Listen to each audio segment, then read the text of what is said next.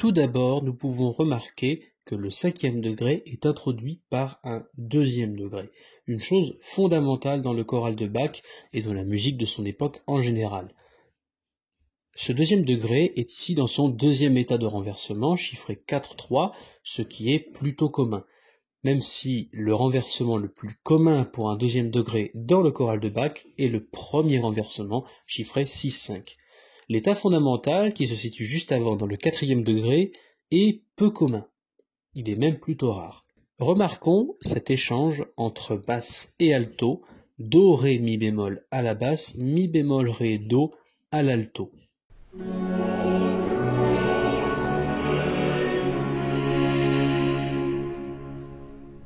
La période suivante commence sur un enchaînement plutôt classique, plus 4, 6 en double saut de carte, ici soprano et alto.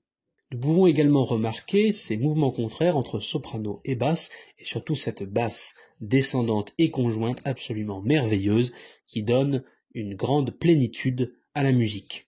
La septième diminuée n'est pas attaquée pour rien, elle est en rapport avec le texte. Ici, c'est le mot « masse ». Dans le texte, on parle d'un amour démesuré.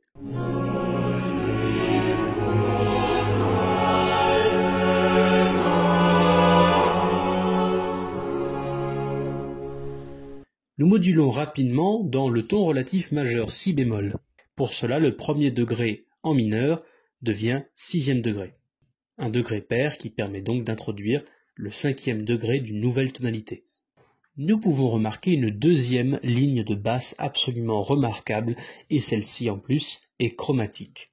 Le chromatisme descendant avec autant d'intensité est assez rare dans le style de Bach. C'est pour cela que lorsque nous faisons des chorales de Bach en exercice d'écriture, ce procédé est proscrit car il est très facile d'être hors de style. Il en va de même pour la carte sixte de cadence, normalement proscrite, mais pourtant largement utilisée par Jean-Sébastien Bach dans ses chorales. Ici, cette cadence parfaite illustre le mot Marterstrasse, le calvaire, la route de la torture, ce qui explique encore une fois la présence d'une septième diminuée, et ses chromatismes descendants au soprano mi bémol, ré, ré bémol, do.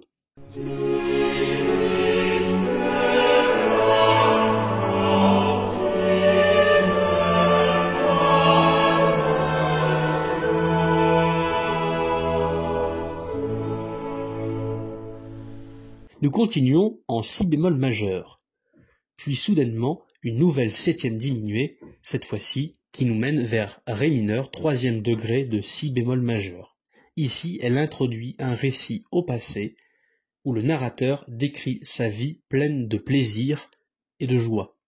D'ailleurs, les nombreux frottements, retards et notes de passage entre soprano et alto se situent sur le mot Lust et le mot Freuden, plaisir et joie.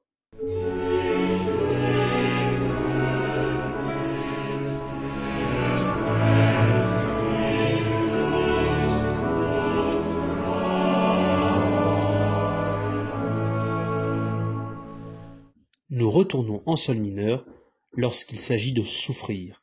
Und du musst leiden, et tu dois souffrir. C'est ainsi que la ligne de basse est davantage tortueuse. Si bémol, fa dièse, sol, do dièse. Une ultime septième diminuée vient achever ce choral, alors que l'on s'attendrait davantage à un deuxième degré. Mais le cinquième de 5, en septième diminuée, est beaucoup plus tendu naturellement. Nous achevons ce choral par une tierce picarde, procédé tout à fait courant lors d'un choral en mineur.